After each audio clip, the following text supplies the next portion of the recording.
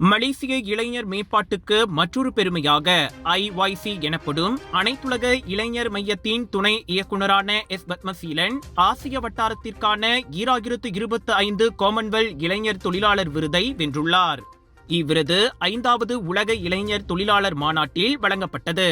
25 ஆண்டுகளாக இளைஞர் வளர்ச்சியில் பணியாற்றி வரும் பத்மசீலன் தனது பயணத்தை மலேசிய இந்திய இளைஞர் மன்றத்தில் ஒரு தன்னார்வலராக தொடங்கினார். பின்னர் உள்ளூர் மற்றும் அனைத்துலக அமைப்புகளில் முக்கிய பொறுப்புகளை வகித்து 50,000க்கும் மேற்பட்ட இளைஞர்களை தலைமைத்துவம், திறன் மேம்பாடு, சமாதான கட்டமைப்பு மற்றும் அனைத்துலக பரிமாற்ற திட்டங்கள் மூலம் முன்னேற்றியுள்ளார். விருது பெற்ற மகிழ்ச்சியில் நன்றியையும் உணர்ச்சியையும் தெரிவித்த பத்மசீலன், இது உற்சாகம், மனிதர்கள், நோக்கம் என்ற தத்துவத்தின் பலன் என கூறினார். 2026 ஜனவரி முதல் மலேசிய அரசாங்கம் இளைஞர் வயதை 15 முதல் 40 வயதில் இருந்து 15 முதல் 30ஆக மாற்ற உள்ள நிலையில் இளைஞர் தொழிலாளர்களுக்கு அரசு அதிக அங்கீகாரம் வழங்க வேண்டும் என்றும் அவர் வலியுறுத்தினார்.